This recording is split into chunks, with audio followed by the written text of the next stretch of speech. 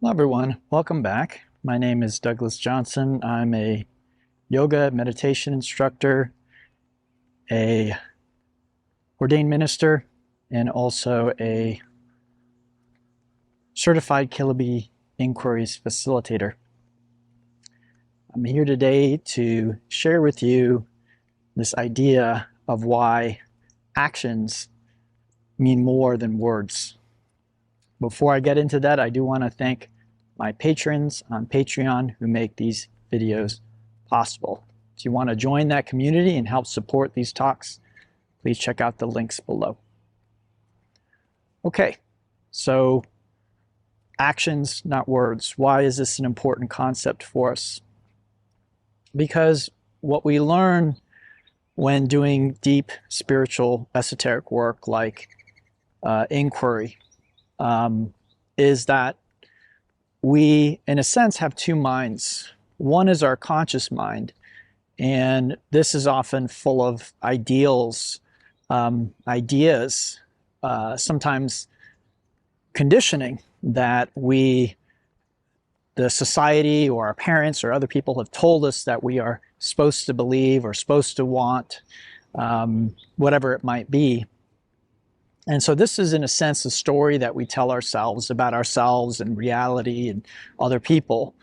And this is usually verbally what we share with others. So if someone asks us what we believe, what we want, we'll state something. What's interesting about us as human beings is that's usually really only part of the story. In fact, it might only be the tip of an iceberg. And so what we might find is that really what drives behavior, most of what drives our behavior, is actually below our conscious control. So this can show up in the form of somebody saying that they want to lose weight, for instance. And yet what you find is they don't change their actions to actually lose weight. They eat the same things or they do the same habits. And this is a very real struggle for many people. It doesn't have to be weight loss. It can be drinking or drug use. It can be things like watching too much television or wanting to start working out, or starting to take up yoga or meditate in the morning. It can take many forms where somebody states that they want a change, and yet in their actions, you don't see any change. Now, the reason this is important for us is what drives our actions. I think modern science estimates it's about 95% of our day and our actions is dictated by the unconscious. So again, this is a part of our psyche that we are unconscious of. We're not aware of it. So it's saying that that's what's really driving most of our decisions, most of our behavior, and then we often backwards rationalize it. So this is an important concept for us to understand when we're dealing with other human beings. For instance, if you're in a relationship with somebody, and let's say they say something like, "Your happiness means more to me than anything." And then you state to them, "Well, here's what I need to be happy." And then you find that they aren't willing to do those things. Then what you're seeing there is, again, this discrepancy between the conscious and the unconscious. And it's not to say that they are consciously lying or trying to deceive you. It just means they're not aware of what is truly driving their behavior. Because if I say, "Nothing means more to me than your happiness," or that you feel loved, or that you feel secure, or whatever it might be, "Nothing means more to me than doing a good job." And then you say, "Okay, here's what you need to do." And then the person doesn't do that, then it's quite obvious that that's what they're stating as truth, and they may believe that. Again, I'm not at all saying that someone is trying to lie or deceive you consciously. Very often, most people, unless they've done quite a lot of work on themselves and meditation, they don't actually know their own mind. They don't know what's in the unconscious. So they truly believe what they're saying to you.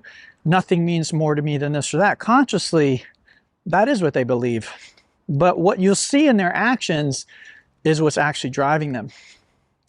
And so if you find this mismatch, then what that means is there's something in the unconscious that they're not aware of that is driving their behavior. And until they become aware of that and either acknowledge that, right, that actually more important to me than your happiness is that I feel safe.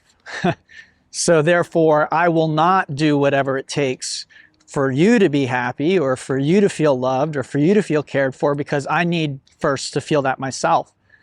And I'm not saying that's unreasonable, but the admission of that, the acknowledgement of that, what's most important to me is that I feel okay, and then I can worry about if you feel okay. That's important. So once that's been acknowledged, then that individual, or you, depending on the situation, can speak more honestly. You can say, what's most important to me is my safety, or they could say that if they were declaring this to you. What's most important to me is my safety, and then after I feel safe, I want to make you feel loved. No, this is much more perhaps honest for many people. They're most concerned with themselves, but very often in a relationship context, they'll speak as though, you know, the other person's emotional well-being is the most important thing to them. When if they're really honest with themselves, oftentimes that isn't the case. It comes after their own sense of well-being. And I think that's often a natural thing. This is part of the reason why we often want to do spiritual work, is with spiritual work, we often find that we get a sense of overflowing without needing things outwardly to be a certain way. And this often allows us to share and to love more fully. The other possibility is that this individual becoming aware of this unconscious driver, they may choose, if they find that that isn't something they really want to embody in their life. Perhaps this unconscious driver is coming from a lot of fear or a sense of lack or something like this. Well, then the individual might decide that they want to rid themselves of that particular quality. How do you rid yourself of something like this? Well, very often it's not an easy or a quick thing, but in my experience, it can be done as long as it's something that is conditioning that's been, in a sense, brought in from, you know, society or parents or something like that, and it isn't an essential part of our being. If something's an essential part of our being, then that really isn't something that we want to try and eliminate or negotiate with. It's just something, again, that we will probably need to acknowledge in our relationships. But generally speaking, my sense and my experience is that fear is not an essential part of our being. So if we are being motivated by fear or greed or something like this, usually that isn't essential. So I hope this was helpful. Looking at how people act, how they behave, what they actually do versus what they say and the lip service that they might give you. Again, I want to be very clear, just because someone says one thing and does another thing, that does not mean that they're lying or being deceitful intentionally. Many people do want to kick a drug habit or stop smoking or stop drinking or stop overeating or stop other addictive compulsive behavior but because of unhealed wounds, it's much too painful for them to do that. So it isn't when they say that they're lying, but it's saying that there's something unconscious, a much more powerful unconscious driver. Again, modern science tells us that the unconscious is 1,000,000 times more powerful than our conscious mind. So when we can appreciate this, we can see how somebody can actually feel like a prisoner or trapped in their own experience, that they consciously are saying, I want things to be different than they are, and yet they don't know how to change them. So this is the work of esoteric spirituality at its best. Unfortunately, spirituality gets mixed up with a lot of other things, but for me, this is really the power of yoga, inquiry, meditation, these practices that I try and share with you. These tools actually allow us to find these unconscious motivators and to disempower them so that our words and our actions begin to align more. And this is one of the meanings of the word yoga. Yoga meaning union, unification. One way of thinking of that, of course, is as the individual soul unites with the oversoul, if you will, or the soul of the universe. We become united with all things. That's definitely one possible interpretation of the meaning, and I don't think that that's incorrect. But what you find in yoga is very often the words and the meanings have several layers of meaning. So another layer, another way of looking at it, is unification within us. So again, my words and my deeds align.